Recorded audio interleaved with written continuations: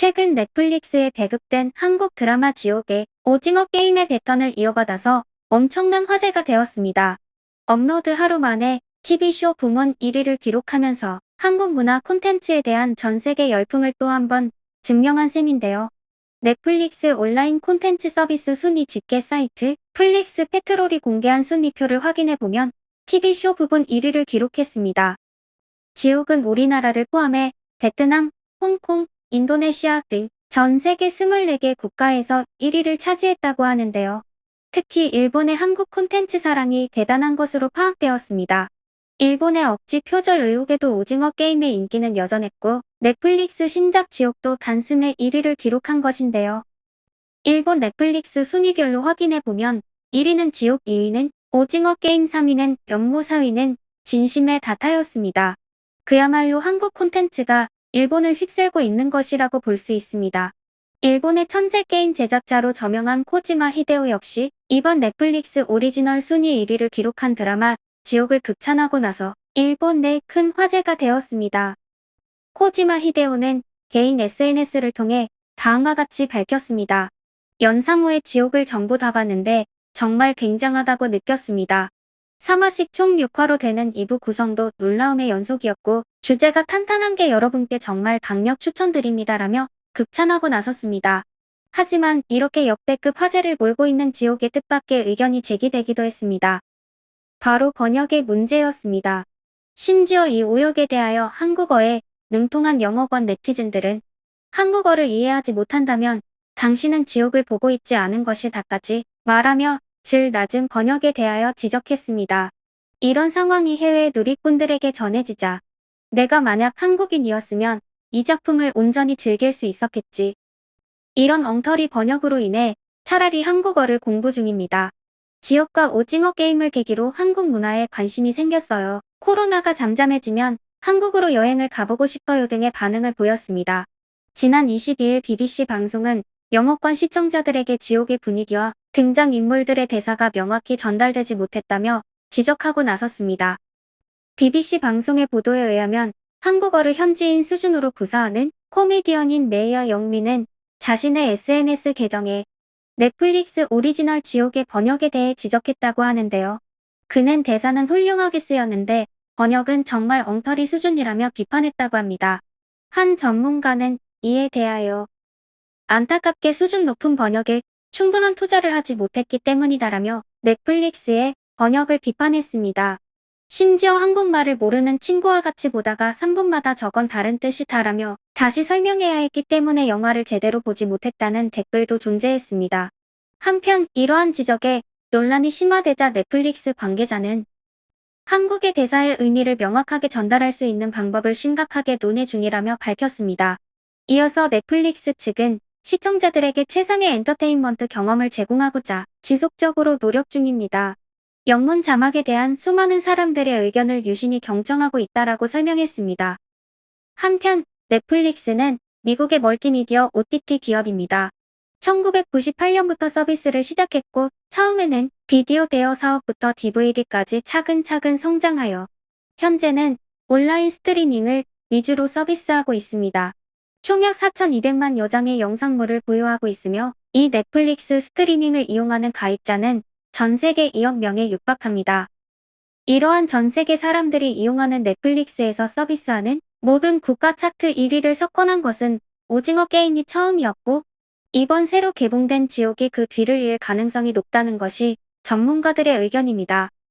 이번 사태에 대한 일본 현지 누리꾼들의 반응 함께 알아보겠습니다. 한국 K-팝 엔터메의 성공에 대해 일본의 모방이다. 작품은 별로인데 장사를 잘하는 만큼 실력은 일본이 더 우수하다는 여론이 항상 존재한다. 그러나 이것은 세계의 평가와는 전혀 다른 일본만의 갈라파고스 현상. 대한민국의 K-팝 영화, 드라마는 미국과 세계의 주류 언론도 연일 보도하는 완전한 글로벌 콘텐츠이다. 일본 엔터의 현실은 해외에서 존재감 제로, 지금은 일본인도 무시하는 수준.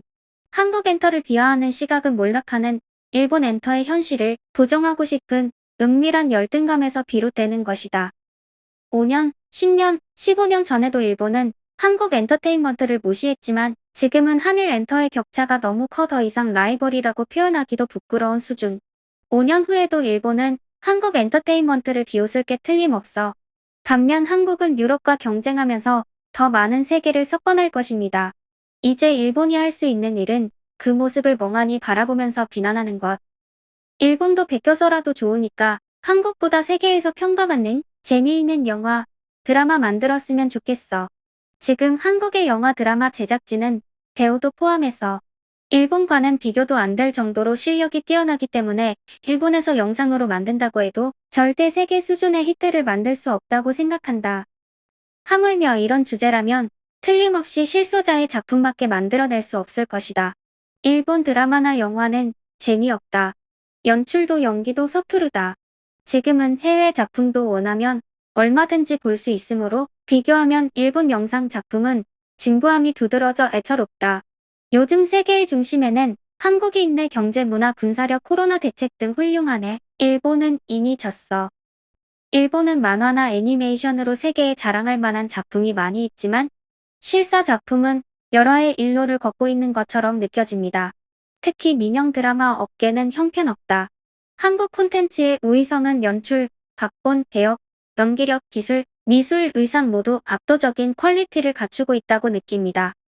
한국 드라마가 이만큼 성장한 것은 세계 시장을 염두에 두고 오랫동안 노력한 결과이므로 그 점을 인정하지 않을 수 없다. 한국이 뭔가 좋은 결과를 낸다고 비판하고 헐뜯고 싶어서 안달인가 봐. 이것이 지금의 국제 세계의 일본이구나.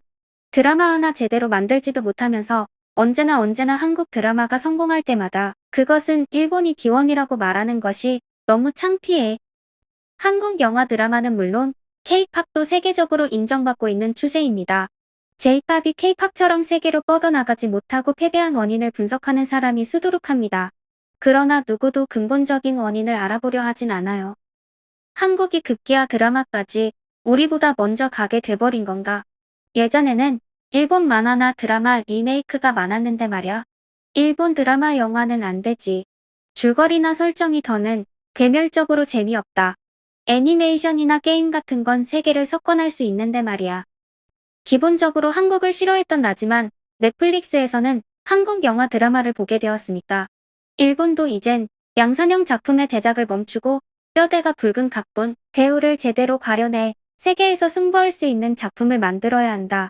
영상, 미술, 세트, 의상 어느 요소도 일본의 드라마, 영화의 수준을 훨씬 웃돌고 있다고 느꼈다. 이 상황의 위기감을 느끼지 못하면 일본의 엔터테인먼트는 확실히 끝날 것이다. 한국 드라마나 영화를 보게 된 후 일본 드라마는 일절 보지 않게 되었다. 영화에 관해서는 보다가 잠을 자버리는 수준입니다. 한국이라는 나라를 좋아하지는 않지만 연기에 관해서는 아주 훌륭한 배우들이 많다고 생각해. 점점 새로운 쪽이 들어오는 경쟁이 심한 나라이기 때문에 노력해서 일본처럼 날림은 하지 않는다. 벌써 몇 년 전부터 일본 드라마는 끝났어. 오래 살다 보니 완전히 지금 한국과 일본은 반대네요. 오늘 제가 준비한 소식은 여기까지입니다. 지금까지 시청해 주셔서 감사합니다. 구독과 좋아요는 더 나은 영상을 만드는 데 큰 힘이 됩니다. 감사합니다.